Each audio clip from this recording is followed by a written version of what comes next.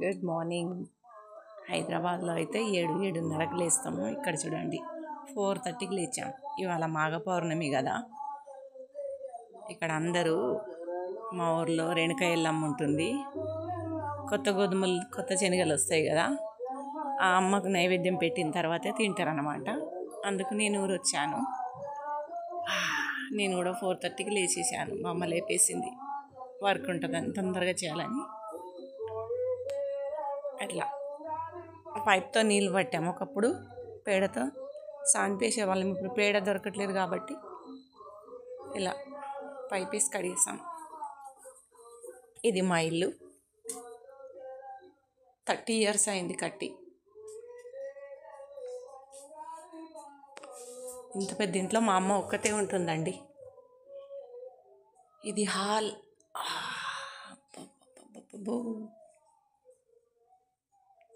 Already hall కడిగేసాం.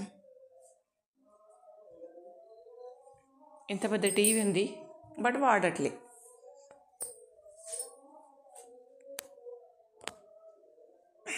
ఎంత పెద్దగా ఉంది చూడండి. హాల్ నుండి ఇది ఒక ఇల్లు. ఎలా ఉంటాయి ఊర్లో కిచెన్.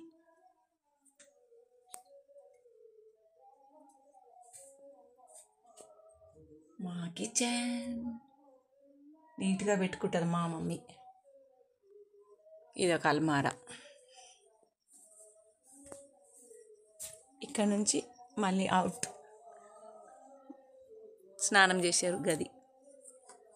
మళ్ళీ ఇదంతా చాలా ప్లేస్ ఉంటుంది. మళ్ళీ ఇది ఒక ఇల్లు. ఇక్కడ పరదా వెనకాల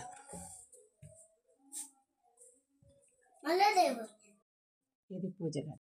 ఇది ఎదిరిల్లు అంటారు ఊర్లో. ఇక్కడ వాటర్ పెట్టాం స్నానానికి. ఊళ్ళో మాలలు వేశారు, భజనలు చేస్తున్నారు 3 o'clock నుండి. ఇక్కడ ఒక బెడ్.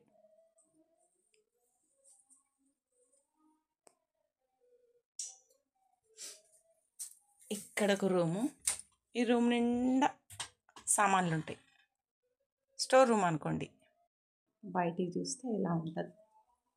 ఇంత పెద్ద ఇంట్లో మా అమ్మ ఒక్కతే ఉంటుందండి. చూడండి, మేము అప్పుడప్పుడు వస్తాం.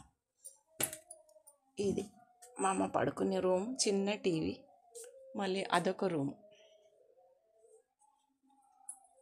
ఇక్కడ మా అమ్మ అల్మారా. మళ్ళీ ఇక్కడ నుంచి ఇక్కడ ఒక డోరు, ఇక్కడ ప్లేస్. ఇదంతా ఊడ్చి ఇలా ఇక్కడ కూర్చుంటుంది టైం పాస్. సో ఇదనమాట ఊర్లో మా ఇల్లు. ఎలా ఉంది మా ఇల్లు? ఇన్ని దేవుళ్ళకి పూజ రోజు మా ఇంట్లో. ఇవాళ అయితే నేను చేశాను పూజ. రోజైతే అమ్మ చేస్తుంది. చూడండి,